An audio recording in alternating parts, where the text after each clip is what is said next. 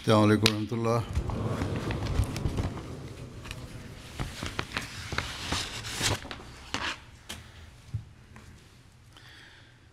أشهد أن لا إله إلا الله وحده لا شريك له وأشهد أن محمدا عبده ورسوله أما بعد فأعوذ بالله من الشيطان الرجيم بسم الله الرحمن الرحيم الحمد لله رب العالمين الرحمن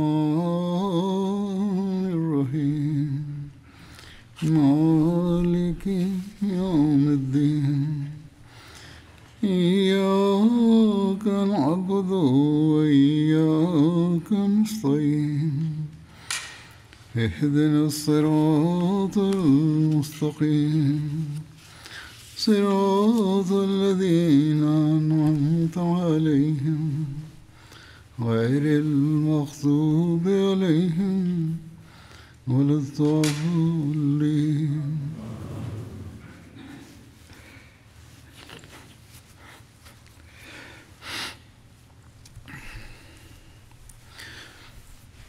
जैसा कि गुज़श्ता खुतबे में बयान हुआ था, हज़रत सल्लल्लाहु अलैहि Tout वसल्लम comme je l'avais expliqué dans mon précédent sermon, les éclaireurs du saint prophète Mohammed paix soit lui l'ont informé de l'arrivée d'une caravane ou d'une armée. एक काफले या लश्कर के आने की इत्तला दी। जब रसूल करीम सल्लल्लाहु अलैहि वसल्लम को ये इत्तला मिली Quand l'envoyé d'Allah sallallahu alayhi wa sallam, a su que l'armée des Korachites venait porter secours à leur caravane, बढ़ाओ के लिए il a demandé conseil à ses compagnons. तो रसूलुल्लाह सल्लल्लाहु अलैहि वसल्लम ने सहाबा कराम से Le saint prophète Mohammed paix soit lui les a informés à propos de la situation des Korachites. इस पर Sur ce, Abu Bakr radhiyallahu anhu s'est mis debout et il a prononcé un discours éloquent. Ensuite, Omar radhiyallahu anhu s'est mis debout et il a également prononcé un discours éloquent. अंदाज में Ensuite, Miqdad bin Amr s'est levé et il a déclaré au prophète d'Allah, sallallahu alayhi wa sallam, partez là où Allah vous a ordonné de partir. सल्लल्लाहु अलैहि वसल्लम Partons, nous sommes avec vous. आपको हुक्म दिया हम आपके साथ हैं। Par Dieu, nous n'allons pas vous présenter la réponse que les enfants d'Israël ont présentée à Moïse, जवाब बनी Israel notamment Fadhhab anta wa rabbuka faqatila inna hahuna qa'idun, फकातिला इन्ना हाहुना c'est-à-dire partez combattre toi et ton Seigneur, nous allons demeurer ici. दोनों लड़ो। Migdad a déclaré, nous allons répondre, partez vous et votre Seigneur et combattez, कि आप और nous allons combattre à vos côtés. तशरीफ ले जाइए और जंग कीजिए, हम भी आपके साथ मिलकर जंग करेंगे। Par celui qui vous a envoyé avec la vérité, जिसने nous आपको vous accompagnerons pour le combat, même jusqu'à Balkorimad, si vous l'exigez de notre part. तक भी ले जाएं तो हम आपके साथ चलेंगे। Balkorimad est situé au Yémen à 5 étapes de voyage de la Mecque. और मक्का मुकरमा से 5 मंजिल के मुसाफत पर है। Selon les Arabes, il s'agit d'un lieu très éloigné. ज़्यादा से ज़्यादा मुसाफत की ये भी एक तबीर थी। Migdad a déclaré, और फिर nous allons combattre l'ennemi jusqu'à ce que vous arriviez là-bas. दुश्मन के साथ जंग करते जाएंगे यहाँ तक कि आप L'envoyé d'Allah, sallallahu alayhi wa sallam, l'a remercié et il a prié pour lui. कलमा खैर से नवाजा और उनके लिए दुआ फरमाई।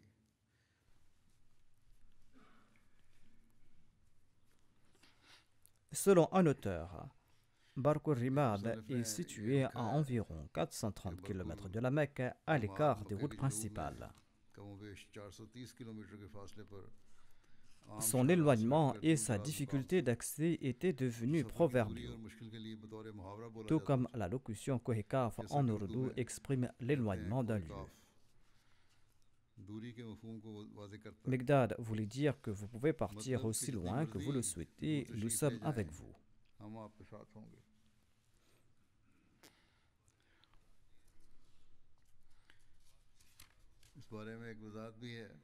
Certains biographes ont soulevé la question suivante. Le verset cité par Miqdad est tiré de la sourate Al-Maïda, sourate qui a été révélée tardivement. Ainsi donc, selon eux, le fait qu'il ait cité ce verset en cette occasion semble impossible. Mais ces mêmes exégètes ont présenté la réponse à cette question en disant qu'ils auraient peut-être entendu cette parole des enfants d'Israël auprès des Juifs, ou qu'un narrateur tardif ait inclus ce verset dans ce récit plus tard. En tout cas, cette objection ne tient pas la route, car ce récit a été cité à foison dans les recueils historiques. Le Fath al-Bari, une exégèse du Sahih al-Bukhari d'Ibn Rajab, explique qu'il serait erroné de supposer que la sourate Al-Maïda ait été révélée dans son entièreté qu'après le pèlerinage d'adieu. Certains de ces versets avaient été révélés antérieurement et parmi ces versets-là se trouve le verset cité par Miqdad avant la bataille de Badr. En tout cas, il se peut qu'il ait entendu ces propos de la bouche des Juifs.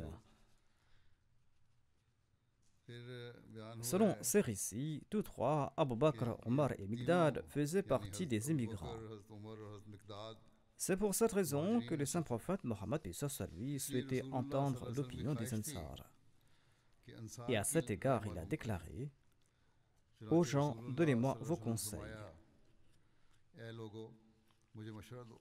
Le saint prophète Mohammed s'adressait en fait aux Ansar.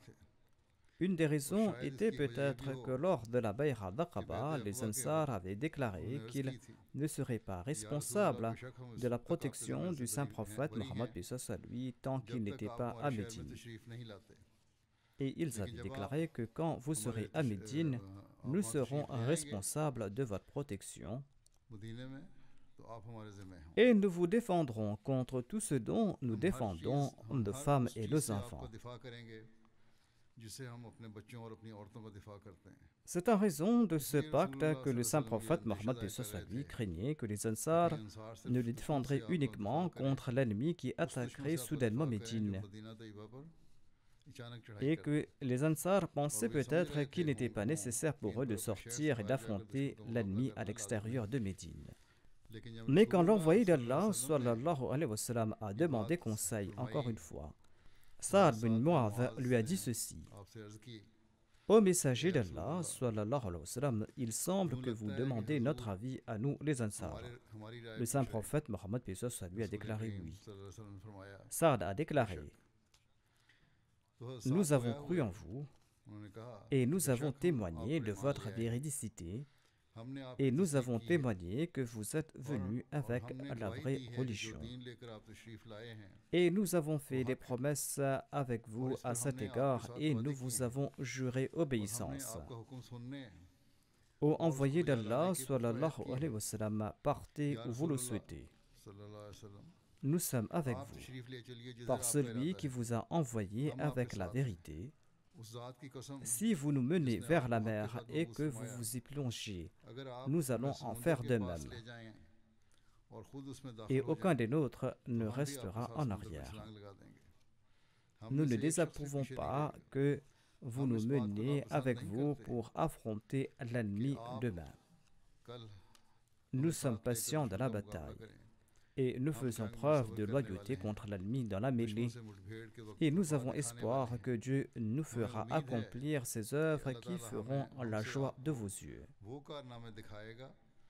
Prenez-nous avec vous et partons avec la bénédiction d'Allah.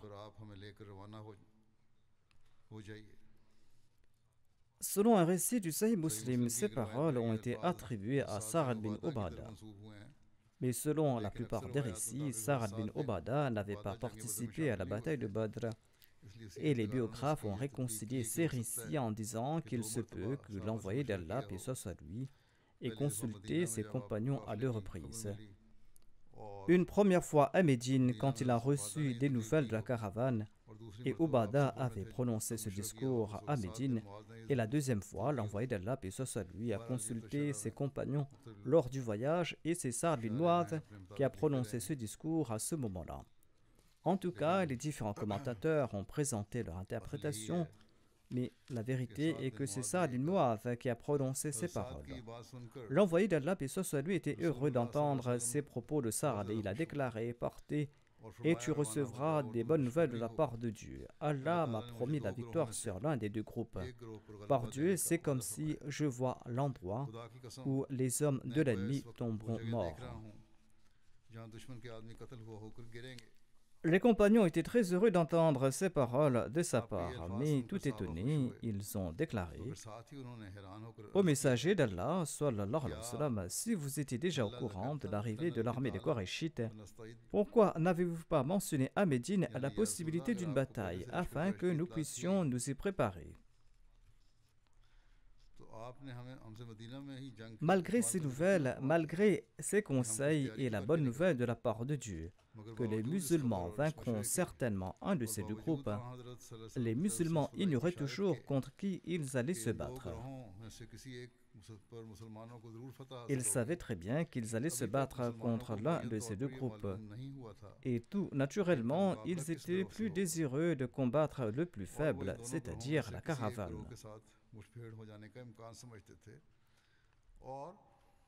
Hazrat Muslim Maud a commenté à ce propos en ces termes. Il déclare: quand la bataille de Badr s'est annoncée à l'extérieur de Médine, l'envoyé d'Allah sallallahu alayhi wa sallam a rassemblé tous ses compagnons et il a déclaré aux gens: donnez-moi vos conseils. Car je sais que nous n'allons pas affronter la caravane, mais l'armée qui vient de la Mecque. L'un après l'autre, les muhajirines se sont mis debout et ils ont déclaré: ô messager d'Allah, sallallahu alayhi wa sallam, partez pour le combat, nous sommes avec vous. Mais chaque fois qu'un émigrant s'asseyait après avoir exprimé son point de vue, l'envoyé d'Allah, sallallahu alayhi wa sallam, disait aux gens: conseillez-moi. Il se disait que les émigrants de la Mecque présentaient leur avis, mais cette question s'adressait en fait aux Ansar de Médine. Et les Ansar, quant à eux, s'étaient tus parce que l'assaillant venait de la Mecque. Et ils se sont dit que si nous disons que nous sommes prêts à combattre les Mécois, les émigrants en seront peut-être froissés, et ils penseront peut-être que ces gens de Médine souhaitent tuer nos frères. Quand l'envoyé d'Allah sallallahu alayhi wa sallam a répété à maintes reprises: donnez-moi vos conseils, un des Ansar s'est mis debout et il a déclaré: ô messager d'Allah, vous recevez d'ores et déjà les avis des gens. L'un après l'autre, un émigrant s'est levé, il a déclaré: ô messager d'Allah, partons au combat. Mais vous répétez à maintes reprises: avisez-moi. J'en déduis que vous vous adressez peut-être à nous les Ansar. L'envoyé d'Allah, paix soit lui, a déclaré: c'est vrai. Et l'Ansari a déclaré au messager d'Allah: nous nous sommes tus de peur de blesser les cœurs de nos frères émigrés. Si nous disons que nous sommes prêts à nous battre, ils se diront que les Ansar vous conseillent à tuer nos frères et nos proches. Ô messager d'Allah, peut-être que vous vous référez au serment d'allégeance d'Aqaba, serment dans lequel nous avions promis que nous vous soutiendrons si un ennemi attaquait Médine, mais que nous n'étions pas contraints de sortir hors de Médine pour combattre à vos côtés. L'envoyé d'Allah sallallahu alayhi wa sallam a déclaré: oui, telle était mon intention. Cet Ansari a déclaré au messager d'Allah sallallahu alayhi wa sallam: au moment de cet accord, nous ignorions votre véritable statut. Au messager d'Allah, à présent, votre véridicité nous éclaire et nous avons compris votre statut véritable. Il n'est plus question à présent d'accord ou de pacte. La mer est devant nous et nous sommes prêts à y mettre nos chevaux si vous nous l'ordonnez.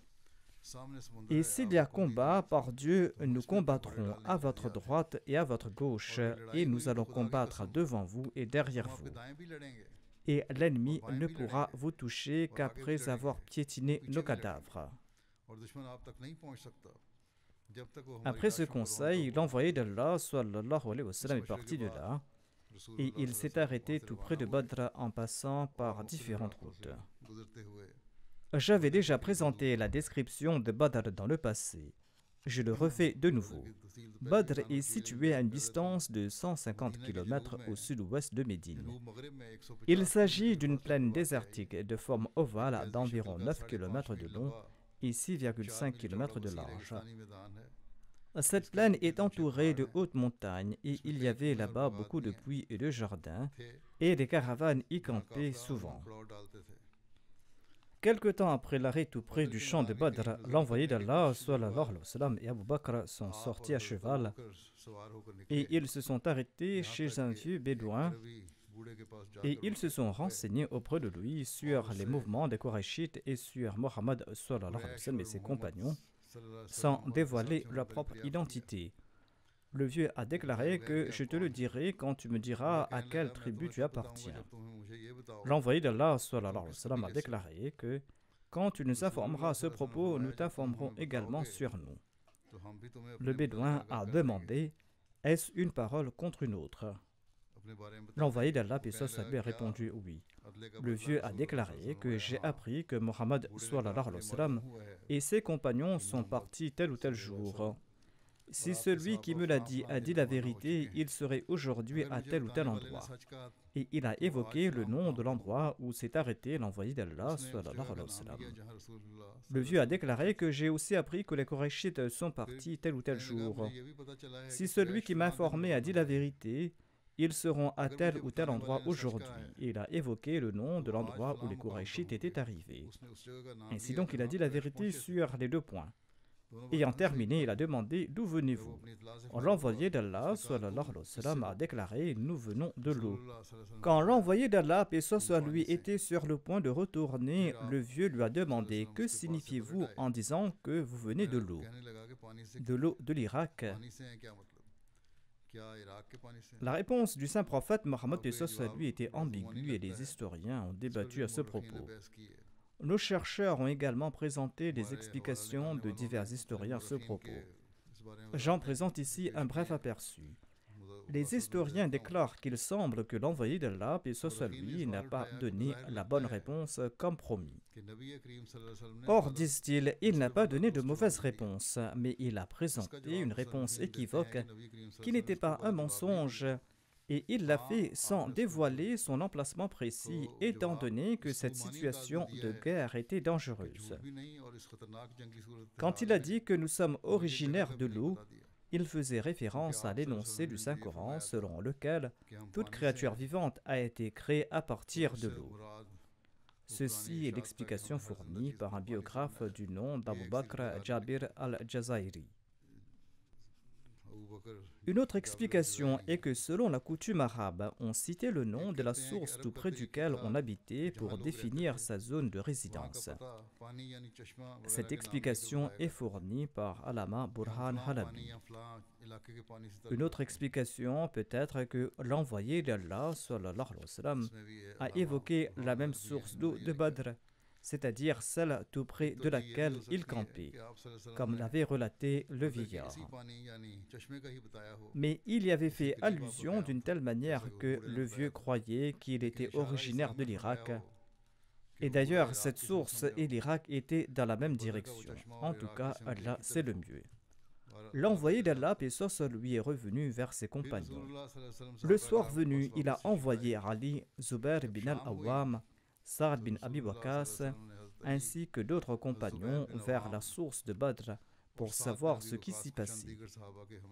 Là-bas, ils ont trouvé deux esclaves des Qurayshites qui portaient de l'eau. Les compagnons les ont attrapés et les ont amenés, et ils les ont interrogés pendant que l'envoyé d'Allah, paix soit lui, était en train de prier. Tous deux ont déclaré qu'ils transportaient de l'eau pour les Qurayshites et que les Qurayshites les avaient envoyés pour apporter de l'eau. Les compagnons ne les ont pas crus et ils croyaient qu'ils étaient les employés d'Abu Sufyan. Et c'est pour cette raison qu'ils les ont tabassés. Et quand ils ont poussé à bout ces deux esclaves, ils ont déclaré qu'ils étaient les serviteurs d'Abu Sufyan. Sur ce, les compagnons les ont quittés. Quand l'envoyé d'Allah, paix soit sur lui, a terminé sa salat, il a déclaré: quand ils vous disent la vérité, vous les avez frappés, et quand ils ont menti, vous les avez laissés. Par Dieu, ils disaient la vérité, ils sont des esclaves des Korachites. En se tournant vers les deux, il a dit: renseignez-moi sur les Korachites. Tous deux ont dit qu'ils campaient derrière ce monticule de l'autre côté de la vallée. L'envoyé d'Allah, sallallahu alayhi wa sallam, leur a demandé combien ils étaient en tous ces Korachites. Ils ont répondu qu'ils étaient très nombreux. Il les a interrogés sur leur nombre et ils ont répondu qu'ils l'ignoraient. L'envoyé d'Allah, paix soit sur lui, a demandé combien de chameaux ils abattaient chaque jour pour se nourrir. Les esclaves ont répondu que certains jours ils abattaient 9 chameaux et d'autres jours 10 chameaux. L'envoyé d'Allah, paix soit sur lui, a déclaré que ces gens sont entre 900 et 1000. Il a déduit cela du nombre de chameaux qu'ils consommaient quotidiennement. Ensuite, il leur a demandé qui étaient les principaux chefs des Korachites et qui se trouvaient parmi eux. Et ils ont mentionné le nom de plusieurs chefs des Korachites, dont Abu Jahl, Utba, Shayba, Hakim bin Hizam, Umayya bin Khalf et d'autres. L'envoyé d'Allah, sallallahu alayhi wa sallam, s'est tourné vers ses compagnons et il a déclaré: la Mecque vous a présenté la prunelle de ses yeux.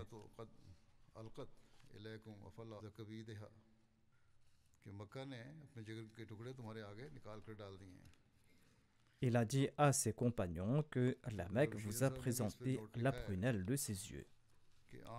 Hazrat Mirza Bashir Ahmad Sahib a commenté ce propos en disant que le saint prophète Mohammed lui a dit à ses compagnons que la Mecque vous a jeté en pâture ses plus grands héros. Ces paroles du saint prophète Mohammed lui étaient des paroles très intelligentes et sages. C'étaient des paroles que l'envoyé d'Allah, paix soit lui, avait prononcées spontanément. En effet, au lieu que les musulmans les plus faibles se découragent en entendant les noms de tant de chefs renommés de la tribu des Korachites, ces paroles du saint prophète Mohammed, paix soit lui, ont concentré leurs pensées sur le fait que Dieu avait envoyé ces chefs de la tribu des Koraïch pour servir de proie aux musulmans. Ensuite, le saint prophète Mohammed sallallahu alayhi wa sallam a fait marcher son armée afin d'atteindre la source d'eau avant que les polythéistes n'en prennent le contrôle. Ainsi, il est arrivé tout près de la source la plus proche de Badr à l'heure de la prière d'Isha. À cette occasion, Khubab bin al-Munzir a présenté un conseil au saint prophète Mohammed paix soit sur lui. Quand l'envoyé d'Allah sallallahu alayhi wa sallam a campé tout près de la source la plus proche de Badr, Khubab bin al-Munzir lui a demandé: ô messager d'Allah, vous êtes-vous installé dans cet endroit d'où nous ne pouvons ni avancer ni reculer suite à un ordre de Dieu, ou est-ce juste votre opinion et une tactique de guerre? L'envoyé d'Allah, paix soit sur lui, a déclaré: il ne s'agit que d'une opinion et d'une ruse de guerre. Sur ce, Khubab bin al-Munzir a déclaré: cet endroit ne convient pas. Vous devrez retirer l'armée d'ici et vous devez vous installer à l'endroit le plus proche de l'eau de l'ennemi. Et en sus de cela, vous devez fermer tous les autres puits et vous devez créer un réservoir pour vous-même et le remplir d'eau. Si nous combattons l'ennemi, nous aurons de l'eau à boire et l'ennemi, quant à lui, en sera privé. L'envoyé d'Allah, paix soit sur lui, a déclaré: ton opinion est très juste. Ensuite, l'envoyé d'Allah, paix soit sur lui, et son armée sont arrivés à la source d'eau la plus proche des Korachites. Ils ont campé là-bas. Et suite à l'ordre du saint prophète Mohammed paix soit sur lui, les autres puits ont été bloqués. Et un réservoir a été fait et rempli d'eau à l'emplacement du puits auprès duquel les musulmans avaient campé. Cette référence est tirée de la biographie d'Ibn Hisham. Après la sélection du lieu, la prochaine étape était la préparation d'un lieu pour le séjour de l'envoyé d'Allah, paix soit sur lui. Suite au conseil de Sa'd bin Mu'adh, le chef des Aws et les compagnons ont préparé un abri pour l'envoyé d'Allah, paix soit sur lui, dans une partie du champ de bataille. Sa'd bin Mu'adh a dit à l'envoyé d'Allah: Ô messager d'Allah, est-ce que nous ne devons pas préparer pour vous un abri afin que vous puissiez y prendre place? Hazrat Mirza Bashir Ahmad Sahib a présenté des détails à ce propos. J'en ai fait mention une fois dans le passé, mais il est nécessaire de l'évoquer de nouveau. Sur la proposition de Saad bin Mu'adh, le chef de la tribu des Aws, les compagnons ont préparé une tente pour le saint prophète Mohammed lui d'un côté du terrain. Saad a attaché la monture de l'envoyé d'Allah lui tout près de la tente et il a déclaré: Ô messager d'Allah, prenez place dans cet abri et nous combattrons l'ennemi au nom d'Allah. Si Allah nous accorde la victoire, ceci est d'ailleurs notre désir, eh bien toute louange reviendra à Allah. Mais si Allah nous en préserve, la situation empire, c'est-à-dire si nous avons été vaincus, prenez votre monture et rentrez à Médine d'une manière ou d'une autre. À Médine, vous allez trouver nos frères et nos sœurs qui ne sont pas moins que nous en amour et en sincérité. Cependant, comme ils ne savaient pas qu'ils devraient se battre dans cette campagne, ils ne nous ont pas accompagnés. Sinon, ils ne seraient jamais restés en arrière. Lorsqu'ils prendront conscience de la situation, ils seront prêts à offrir leur vie pour vous protéger. Telle était la sincérité passionnée de Saad, qui mérite en tout cas des éloges. Mais comment peut-on croire que le messager d'Allah abandonnerait le champ de bataille? Le saint prophète Mohammed lui était toujours sur le front de la bataille. Durant la bataille de Hunayn, une armée de 12 000 soldats musulmans avait tourné le dos. Mais ce cœur empli de l'unicité divine, le saint prophète Mohammed lui n'a pas bougé d'un centimètre. En tout cas, la tente était prête et Saad et d'autres Ansar y ont monté la garde. Le saint prophète lui s'est retiré dans cette tente avec Abu Bakr radhiyallahu anhu. Selon un récit, Abu Bakr avait assuré la protection du saint prophète Mohammed lui l'épée au clair. Le saint prophète lui a passé toute la nuit à prier ardemment. Toute la nuit, le saint prophète lui a supplié Allah les yeux en larmes. Et on dit que dans toute l'armée, seul le saint prophète lui est resté éveillé toute la nuit. Les autres ont pu dormir à tour de rôle. Hadrat Muslim Maud a déclaré à ce propos: lorsqu'ils ont atteint le champ de bataille de Badr, les compagnons ont construit une estrade et ils y ont placé le saint prophète lui, et ils se sont consultés pour savoir qui possédait la chamelle la plus rapide. Et ils ont pris cette chamelle qui était la plus rapide et l'ont attachée tout près de l'envoyé d'Allah. L'envoyé d'Allah a regardé la monture et a demandé: qu'est-ce que c'est? On lui a dit que, ô messager d'Allah, nous sommes très peu nombreux et l'ennemi est nombreux. Nous avons peur que nous tombions tous à martyr en ce lieu. Nous ne sommes pas attristés par notre mort, ô messager d'Allah. Nous nous soucions de vous, de peur que vous ne souffriez. Si nous mourrons, cela n'affectera pas l'islam. Mais la vie de l'islam est liée à votre personne. Il est donc nécessaire que nous vous protégions. Au messager d'Allah, sallallahu alayhi wa sallam, nous avons choisi Abu Bakr pour vous protéger. Et nous avons attaché cette chamelle très rapide tout près de vous. Si par la volonté de Dieu nous tombions tous à martyr ici un par un, au messager d'Allah, prenez cette chamelle et rentrez à Médine. À Médine, nous avons d'autres frères qui ignoraient que le combat aurait lieu. S'ils l'avaient su, ils nous auraient rejoints. Partez à leur rencontre et ils vont vous protéger et vous serez à l'abri du mal de l'ennemi. En tout cas, l'envoyé d'Allah sallallahu alayhi wa sallam n'aurait jamais accepté pareille proposition et il ne pouvait le faire. Mais tel était le sentiment de ses compagnons. Hadrat Muslim Maud explique aussi que Ali avait déclaré un jour qu'Abu Bakr était le plus courageux d'entre les compagnons. Il a déclaré que lors de la bataille de Badr, lorsqu'on a construit une plateforme séparée pour le saint prophète Mohammed, la question s'est posée de savoir qui va assurer la protection du messager d'Allah sallallahu alayhi wa sallam. Abu Bakr s'est immédiatement présenté avec son épée dégainée et il a courageusement assuré la protection du saint prophète Mohammed lui face à de grands dangers. En tout cas, le matin, les Qurayshites ont avancé de leur position. Et quand le messager d'Allah, sallallahu alayhi wa sallam, les a vus, il a déclaré: Ô Allah, ces Qurayshites sont venus te combattre avec orgueil et arrogance, et pour renier ton messager. Accomplis ta promesse de soutien et détruis-les aujourd'hui. Parmi les polythéistes, l'envoyé d'Allah, paix soit sur lui, a vu Utba bin Rabi'a chevauchant un chameau rouge. Et l'envoyé d'Allah, paix soit sur lui, a déclaré: si l'un d'entre eux possède quelque bien, c'est bien celui qui se trouve sur le chameau rouge. S'ils lui obéissent, ils marcheront sur le droit chemin.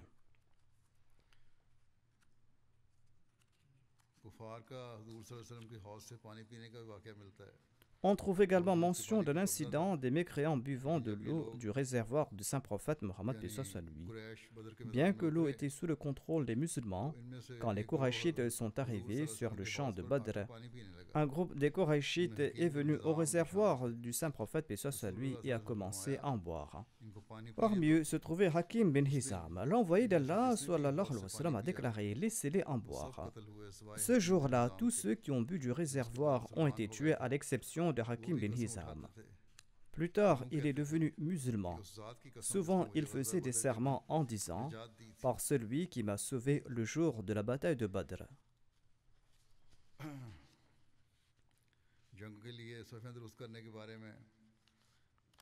Voici le récit sur la préparation des rangs pour la bataille.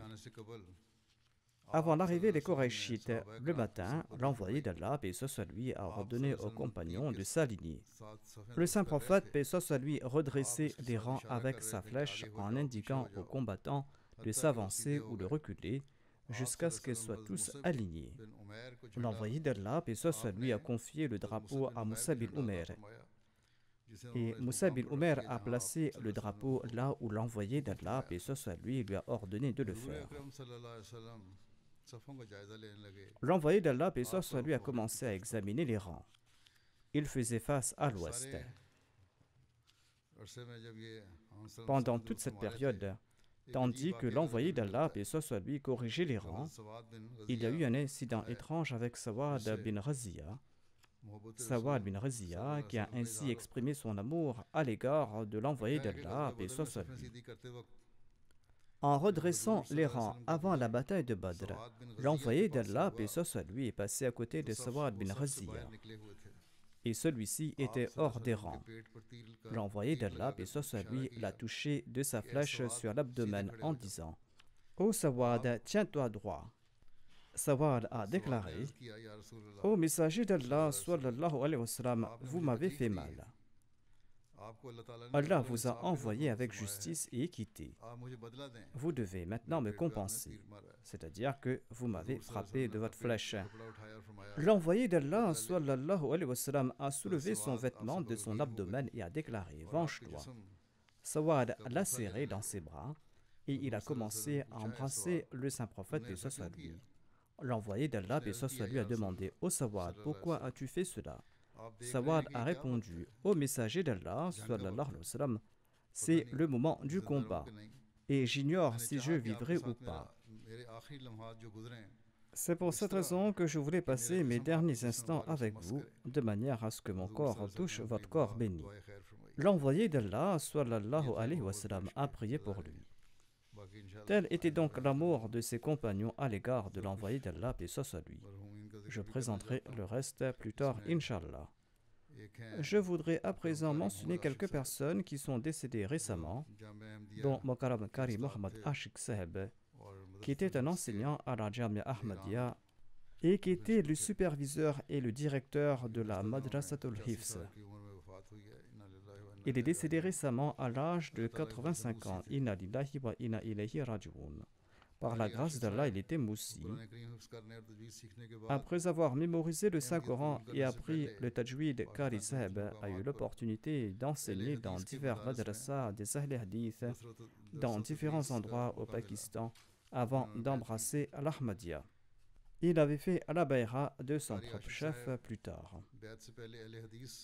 Il appartenait à l'obédience des Ahl Hadith avant de prêter le serment d'allégeance. Il relate dans l'ouvrage qu'il avait fait écrire que en 1957, j'étais à Karachi et je partageais la compagnie d'amis érudits. J'allais souvent chez eux là-bas et je lisais les journaux et je rencontrais des savants. Un jour, j'étais assis là à lire un journal lorsqu'un ami qui lisait un livre du Messie premier l'Islam s'est exclamé « C'est merveilleux, c'est merveilleux ». Et j'ai demandé au frère de quelle merveille parles-tu. Il a dit que nos érudits croient en l'abrogation de divers versets du Saint-Coran, tandis que Mirza Ghulam Ahmad Saheb de Qadian déclare qu'aucun verset du Saint-Coran n'a été abrogé. Qari Saheb déclare « Ceci a attisé ma curiosité et j'ai pensé que je devais faire une recherche à ce propos pour savoir si Mirza Ghulam Ahmad de Qadian est véridique ou pas. »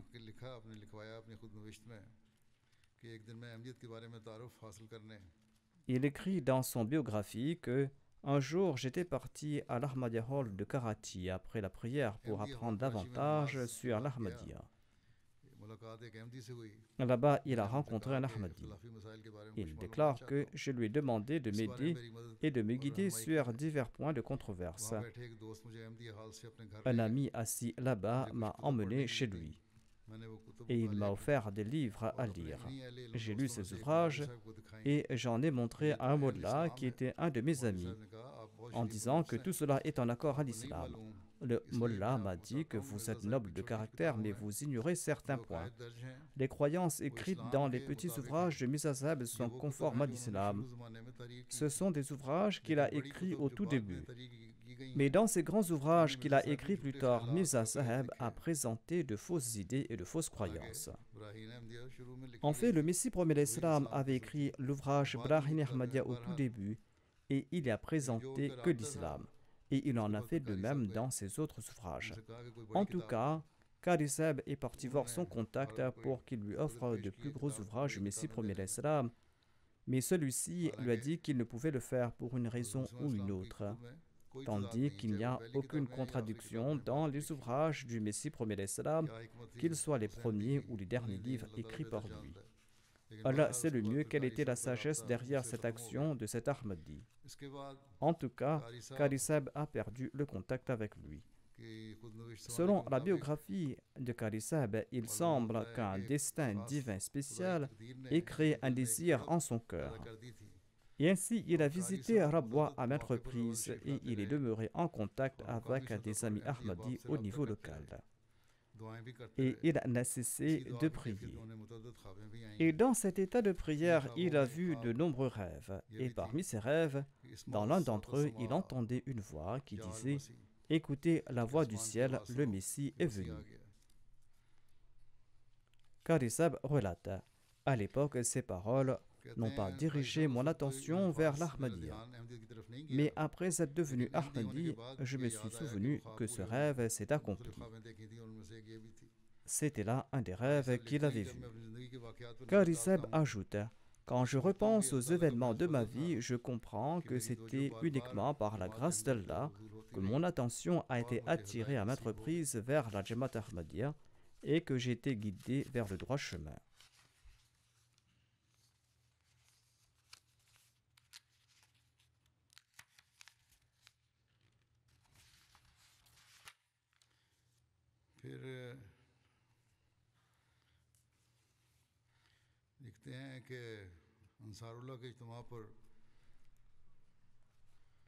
Il relate « J'ai rencontré le missionnaire Cheikh Abdul Qadir Sahib Saudagar Mir de la Jamaat de Lahore lors de l'Ijtima de l'Ansarullah.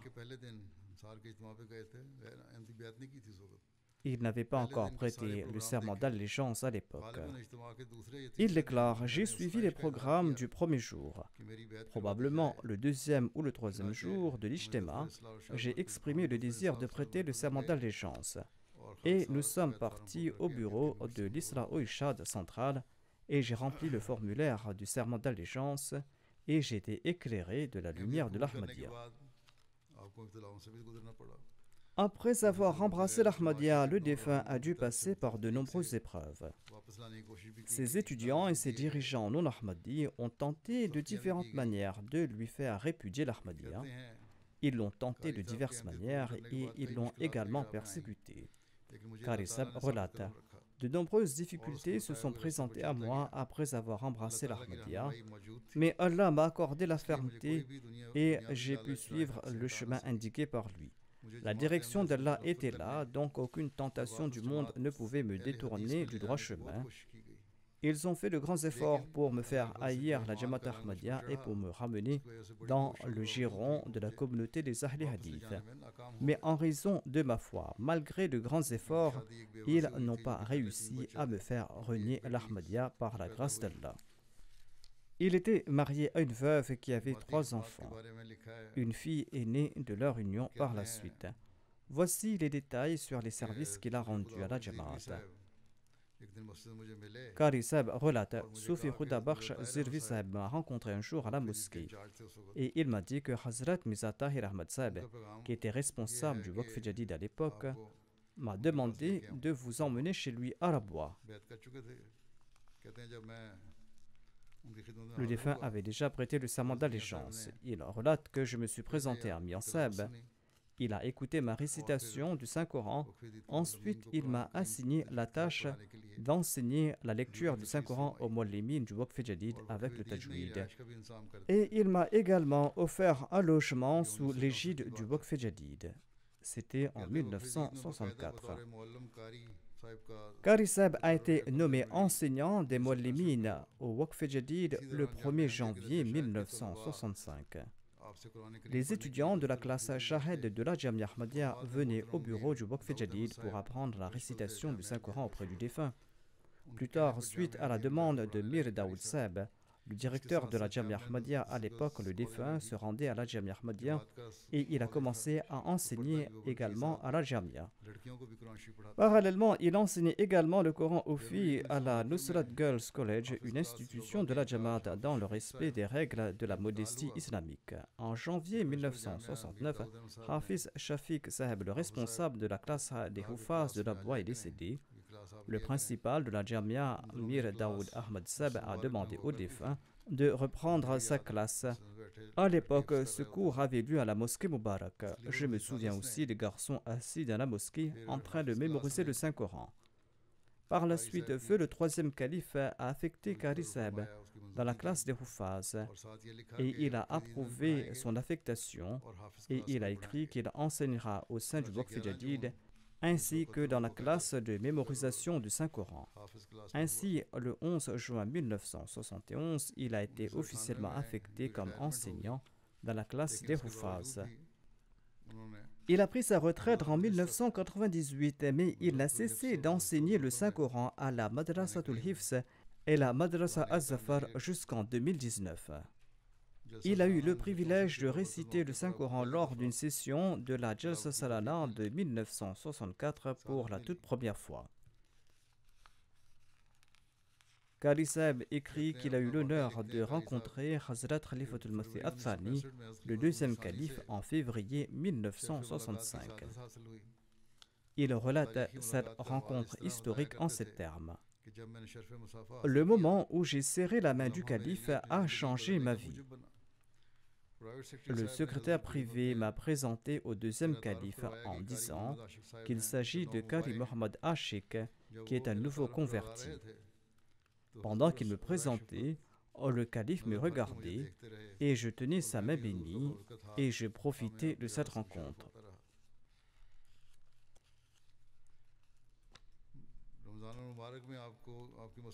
Le défunt avait dirigé pendant 15 ans les prières de Tarawih à la mosquée Mubarak au cours du Ramadan.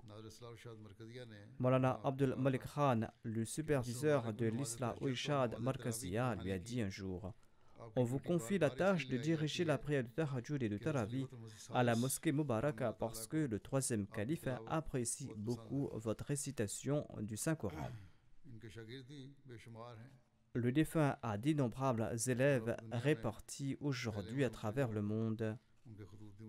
Je reçois des lettres de leur part au sujet du défunt.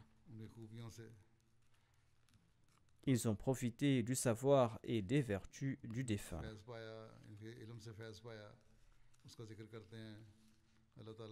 Qu'Allah élève le rang du défunt et qu'Allah permette à ses enfants et ses descendants d'engendrer en leur personne le même engouement pour la prière et la même sincérité en accord à ses désirs. Le deuxième défunt se nomme Nuruddin al-Husni Saheb. Il était un ancien Ahmadi de la Syrie. Il vivait ces jours-ci en Arabie Saoudite.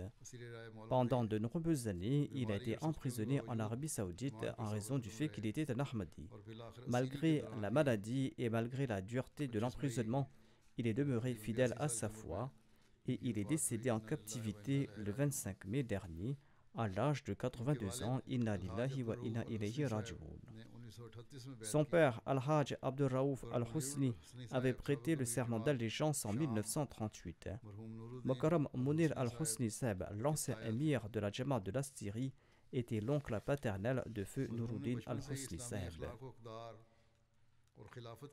Depuis son enfance, le défunt a été élevé dans un milieu pétri de moralité, de valeurs islamiques et de l'amour du califat. Il avait 13 ou 14 ans lorsque son père est décédé.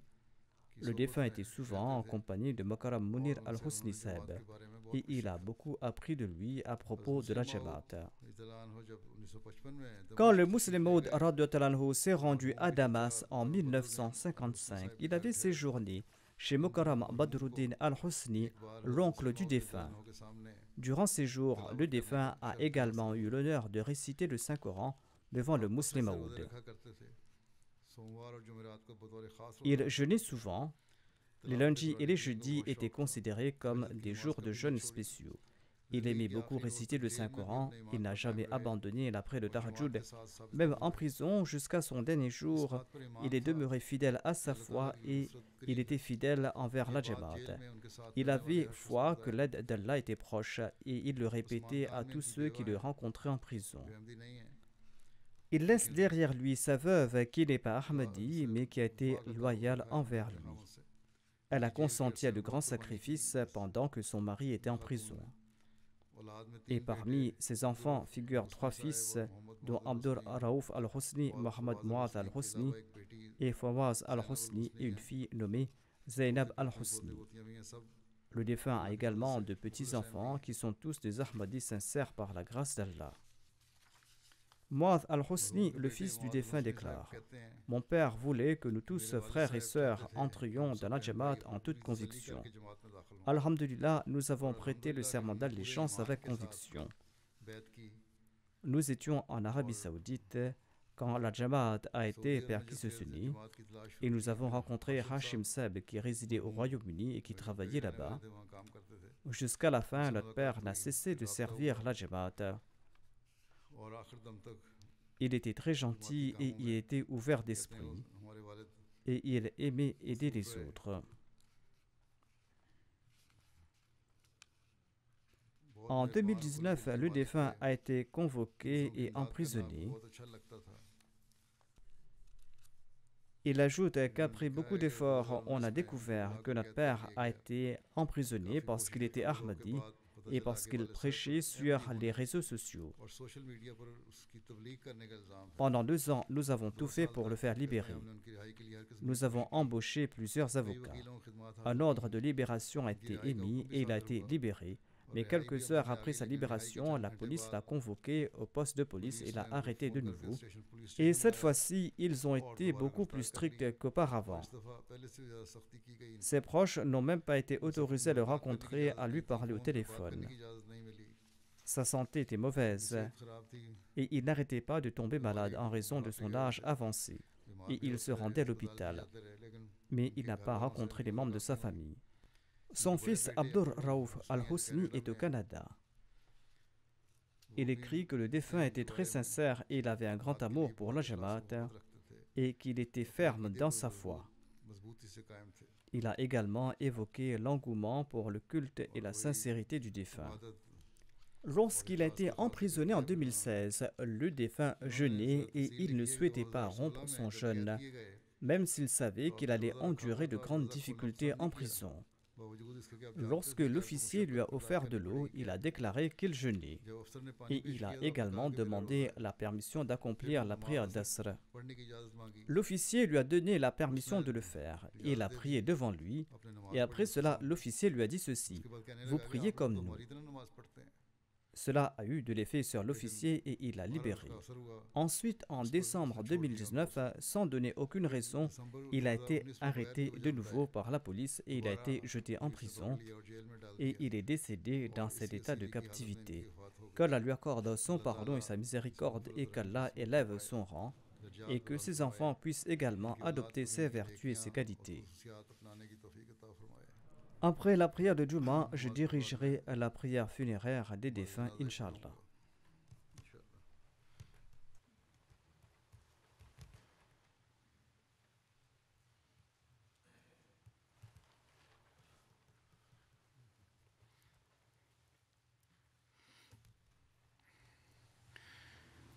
Alhamdulillah.